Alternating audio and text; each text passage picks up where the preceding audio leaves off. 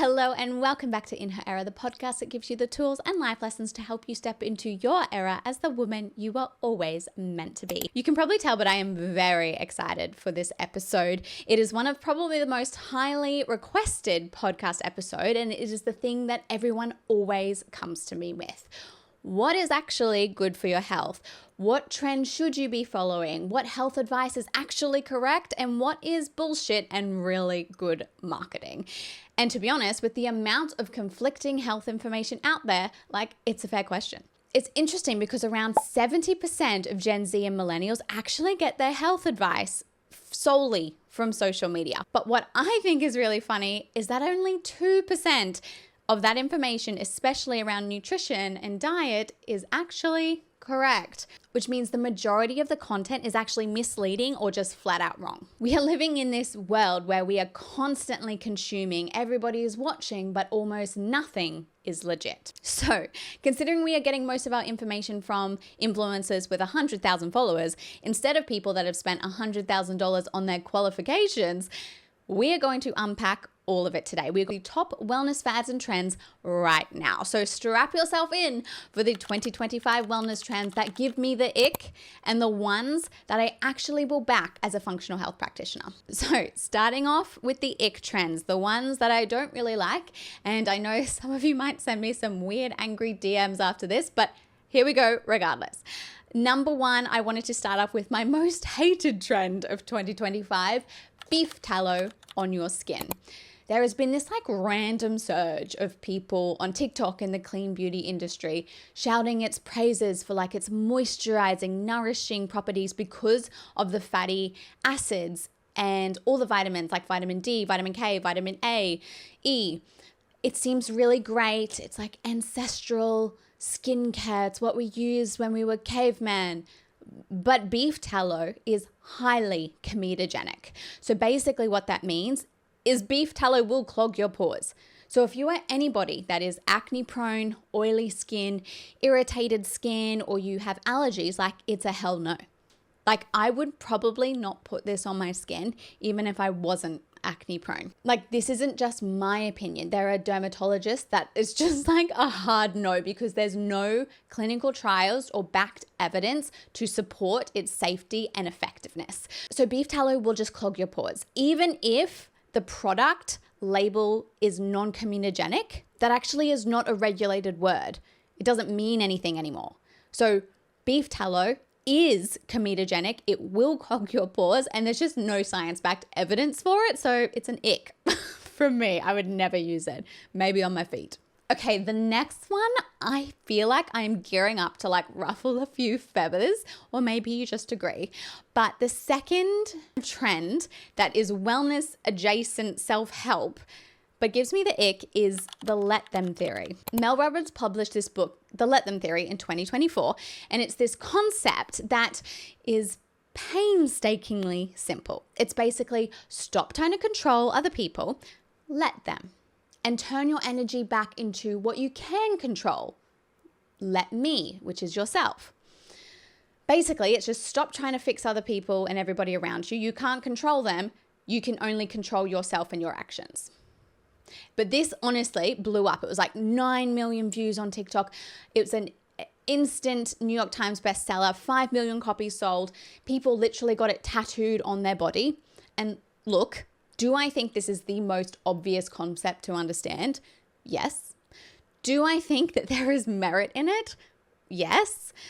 Do I understand how she wrote a 336-page book from a 2-word mantra? I actually have no idea. But maybe that's what makes it so powerful, is that it is stupidly simple. It's not complicated. Anyone can kind of cling to it from any situation.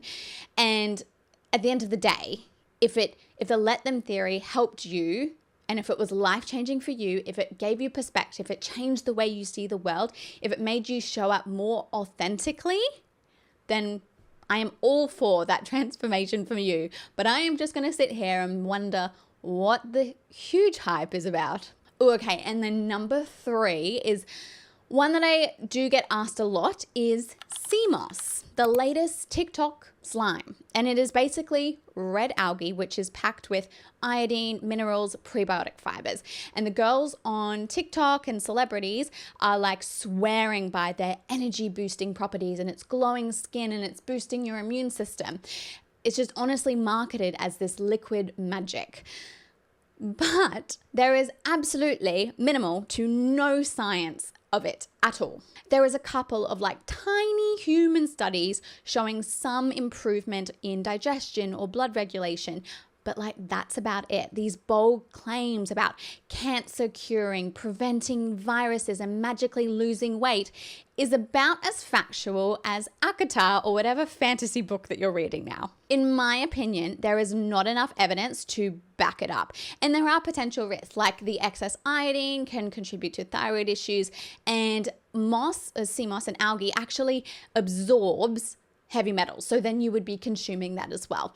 And from a gut health perspective, as I am someone who is very into gut health, as you know, I do raise caution about these blind consumption of these wild type of species if you don't know your gut's ecosystem originally.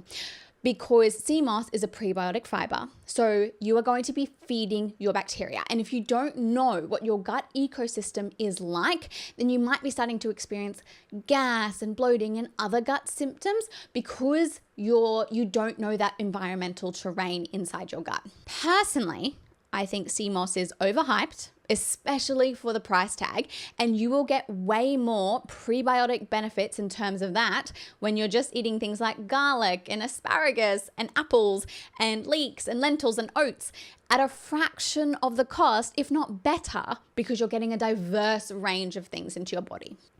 So is it a miracle? No, I just think it's expensive slime in my opinion. Number 4, girl dinner. If you haven't seen it, imagine throwing together like whatever is lurking in your fridge. So maybe it's some cheese and some crackers, like a few grapes, like a glass of wine, and then you call it a meal. The vibe is spontaneity. It's anti-diet culture. It's like intuitive eating, do what you want, aesthetic. And look, like if Friday night girl dinner is your vibe, like I'm all for it. But the problem is when it gets glamorized as a wellness trend because it's aesthetic, it looks fun, it's cute. Like hormonally, it's not cute. It's just perpetuating low energy, low mood, imbalance, definitely nutrient deficiency. And let's be real, your body needs more than 3 olives and half a baby bell to thrive, to have energy, to be hormonally supportive. So what bothers me is instead of having deeper conversations about what women nutritionally need, which is really lacking in the media, girl dinner has just turned eating into aesthetic and calling it self-care.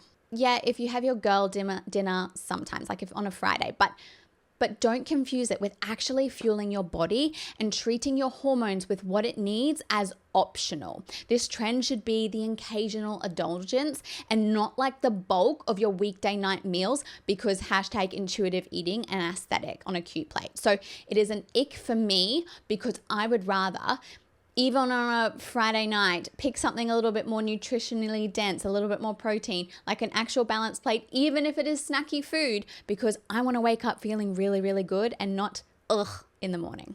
Number 4, run club. Look, I think I banged on about how I really don't like this trend before because run club just gives me the ick. And it's not the actual running itself. Like I hate running anyway, but it's the forced aesthetic. Like it's men running without their shirts and their 6-pack. Or it's women in their really cute little matching activewear set with a bra that has 0 support for their boobs. Like I literally, when I run, I'm like holding my boobs so to prevent the bounce. I don't know what it is doing for your chest. Because for me, wellness doesn't have to be performative or curated for Instagram, which I feel like Run Club has become. When we start doing things for the look instead of the actual health benefits, then that's when things get a little bit messy and it doesn't feel like a good wellness trend. So if you like Run Club and you love the community aspect and you love running, then yeah, that's great. That's a good wellness trend. But I don't think it is a good wellness trend if you're doing it for the aesthetic. But why it gives me the ick is the performative. It's the aesthetic. And that's why it's just an ick for me. And like, if you're running, please support your boobs with something a bit more supportive than a one cloth. And lastly, the last wellness trend of 2025 that gives me the ick is bed rotting. This is more of like a wellness, mental health wellness trend that surfaced at the end of last year and this year. And the whole concept is that you spend the whole day in bed watching Netflix, eating snacks, scrolling on TikTok, and you call it self-care. I get it. I get the intention. It sounds nice. It's like rest, recharge, disconnect from the pressure to feel constantly on and constantly productive. But if you're already someone struggling with low motivation, anxiety, depression, low mood, this is not helping. It's just validating you to feel this way and not get out of bed. You're getting these little micro hits of dopamine from scrolling on your phone or watching TV, but you're not getting anything that actually lifts your baseline mood. You're not creating momentum. You're not shifting your state. And yes, if you're already doing all the things, if you're running at 110%, maybe you have an hour or so of deliberate bed rot, maybe that's therapeutic. But lying in bed day in and day out all day is not self-care. It's self-stalling. And experts even say it, like bed rotting doesn't improve symptoms. It keeps you stuck in the same mental state. Plus, it messes with your circadian rhythm. Your bed should be for sleep and for sex. Like that's it. When you use your bed for other activities like eating, like scrolling on TikTok, your brain actually starts to get confused. It's like, should I be sleeping or should I be scrolling on TikTok for 3 hours? And that confusion can lead to really disrupted sleep. It can ruin your sleep quality and actually increase insomnia. So yeah, like bed rotting might feel cute in the moment, but if you're not careful, you're not recharging, you're literally just rotting. Okay, enough roasting all the ick trends. At the end of the day, what I also want to say is if you're doing something that I feel like gives me the ick, but it makes you feel really good, then it doesn't mean you need to stop. I'm always a big advocate for bio-individuality. What feels good to you always wins every single time. So let's talk about what I actually love. The ones that are a yes for me, especially as someone who is a practitioner in the wellness space, who loves the science, but also I'm like, oh, let's try, let's just give it a go. So first cab off the rack, creatine. I feel like this has been around with the gym bros forever, and I hate to say it, but they are absolutely right. In 2025, it became officially like a women's trend, and like honestly, it's about time because creatine, what it is, it's a naturally occurring amino acid in your muscles, your brain, and your gut, and it actually helps the body produce energy during high intensity exercise or heavy lifting, especially in your muscles. So women actually have 70 to 80% less creatine stores in our muscle than men. So we actually respond better to supplementation than a man does. So it has been shown that we can increase our exercise performance by 15% when we supplement with creatine as opposed to like 6% increase in men. So when we have creatine mixed with high intensity or heavy lifting, that can increase muscle strength and recovery. And it's not just like the muscle benefits, it actually has been shown to support brain health, neurotransmitters, and cognitive health as well. But my one little caution is, and I have no scientific evidence to back this up, but for people who are acne prone, especially if you have more of a testosterone-like picture, it could potentially increase the conversion of DHT hormone, which can exacerbate acne. Again, I don't have anything to back it up, and it can be kind of tested through testing, but at the end of the day, again, it's bio-individuality, and if creatine feels good to you, then you can take it. So for me, if you do strength training, weightlifting, any high intensity, I am the biggest advocate for strength training in general, but adding this on will have a huge benefit to your performance, but also emerging research in cognition as well. So for me, total in. Number 2 is matcha, the official drink of the soft girl Pilates era. This has been a huge trend this year with a lot of women starting to swap their coffee to matcha, which I could not be more on board. Matcha has caffeine, but a significantly lower dose than coffee, but it also has an amino acid called L-theanine. This little molecule, this is why we love matcha. It has this calming and focusing effect. It actually activates the alpha brainwaves in your brain to make you more alert and focused. But it also slows the absorption of caffeine into the bloodstream. So instead of like when you have coffee, you get this very huge spike and then crash. When matcha caffeine is absorbed into the body because of L-theanine attached with it, you actually get a slower absorption rate. So the caffeine is being absorbed across like a 4 to 6 hour period. So you get that focused energy for that long versus this crash and spike of coffee and no jitters, no midday nap that most people need after coffee. It's also packed with antioxidants, and people suggest that it helps with blood sugar management, immune system, inflammation support. So yeah, it's an all-rounder. And for coffee sensitive girlies like me, like I'm someone who gets very sensitive with caffeine, like I'm very hyped up, very jittery because I'm a slow metabolizer of the caffeine. Matcha for me is much more tolerable because of the slow absorption rate. So you're still able to have all the benefits of the caffeine, but without it getting this huge jittery effect. So for me, I love it. I drink it. So it's definitely a 2025 wellness in for me. Number 3, mouth tape. I thought I should probably talk about this one because it is very, very popular, but it is very in between for me because I definitely have tried it, but there's some things that I'm in science I'm not so sure about. So it's exactly what it sounds like. You literally put this mouth tape over your mouth so that you can stop breathing through your mouth and you can breathe only through your nose. And people swear that it improves your sleep, it reduces snoring, and it even chisels your jawline, which I feel like is a load of bullshit. But in terms of the science, like, this is why it's a bit iffy for me. There are very limited studies, like some very small case studies say that it improves sleep quality, less dry mouth, less snoring in people with sleep apnea.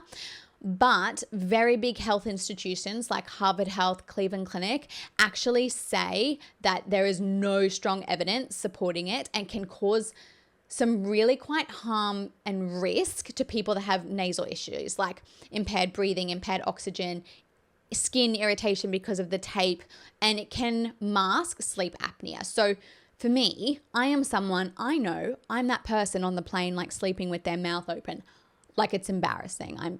I actually hate it. So I always also wake up with a dry mouth, which makes me think like I sleep with my mouth open. So that's why I wanted to try the mouth tape. So it sits in an in-between category for me because I haven't tried it enough to kind of say whether it's beneficial or not.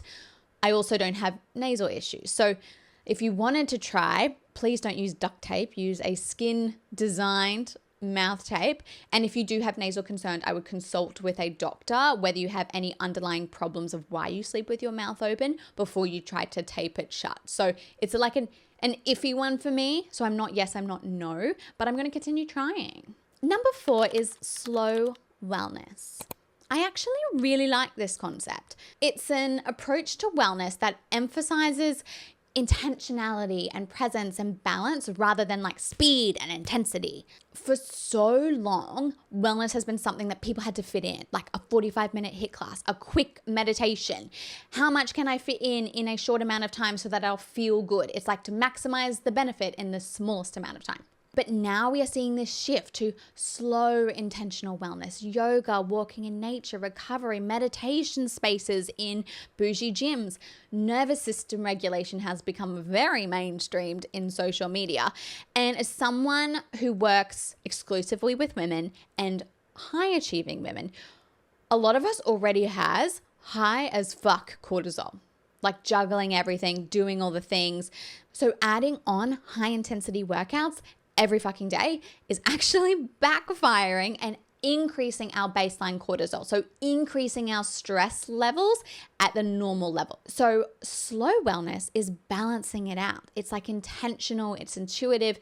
It's about choosing a movement practice that feels really good for you. So for me, I'm a big advocate for this trend because it's that mixed approach that I like. It's polarized. Say you do a mix of strength training, high intensity, but then you add in that slower, softer wellness, like walks in nature, yoga, breath work. That's what supports your hormones, your nervous system, and is so much more beneficial for you than 7 days a week of CrossFit.